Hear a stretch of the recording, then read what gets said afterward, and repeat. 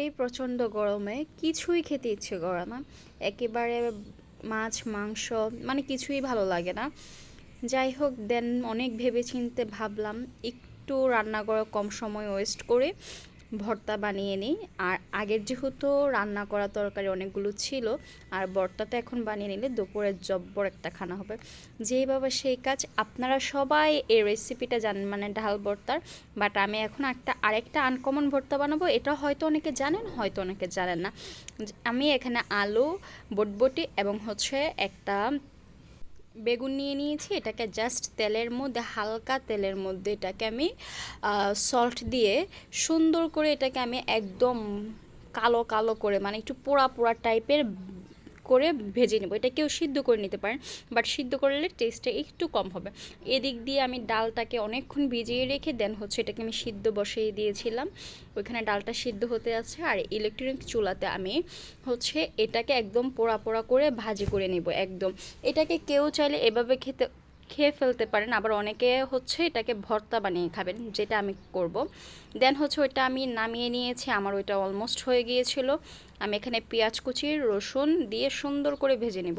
আর এখানে আমি শুকনো মরিচ ইউজ করব, তার জন্য শুকনো মরিচটা আমার আগেই টালা ছিল, ওইটা আর ভাজছি না এখন। পেঁয়াজটা আমি হালকা বাদামি রং করব, বেশি না। এই অবস্থাতে আমি হচ্ছে চুলাটাকে অফ করে দিয়েছি। আর প্রচণ্ড গরম, 1টা 20 বাজে প্রায়, তখন হচ্ছে ছেলে বায়না ধরেছে আইসক্রিম খাবে। তখন একটা দোকানও খোলা ছিল না, জাস্ট একটা ছোট মুদি দোকান খোলা ছিল। এই আইসক্রিমটা পাইছে, খুবই বাজে ছিল টেস্ট। আপনাদের কাছে এই আইসক্রিমটা কীরকম লাগে সবাই জানাবেন। যাই হোক দেন হচ্ছে আমি এখন ভর্তা বানাতে চলে আসছি। খুব সুন্দর করে রসুনগুলোকে একদম গলিয়ে নিচ্ছি এবং হচ্ছে মরিচগুলোকে কুচি করে নিয়েছি, এবং ধনে পাতা, এটা হচ্ছে আমরা বাংলা ধনে পাতা বলি, আপনারা কি ধনে পাতা বলেন তা অবশ্যই জানাবেন।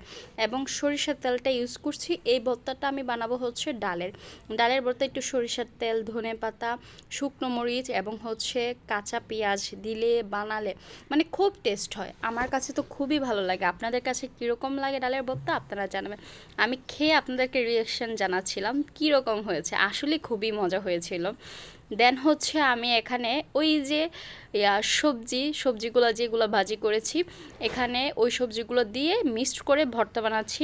এটা কেউ চাইলে পাটায় বেটেও বানাতে পারেন, কিন্তু আমি চাচ্ছিলাম একটু মানে হচ্ছে খেতে দানাদার লাগবে, এই জন্য হচ্ছে এটাকে আমি হাতেই বানিয়ে ফেলেছি খুব সুন্দর করে মথে মথে মথে।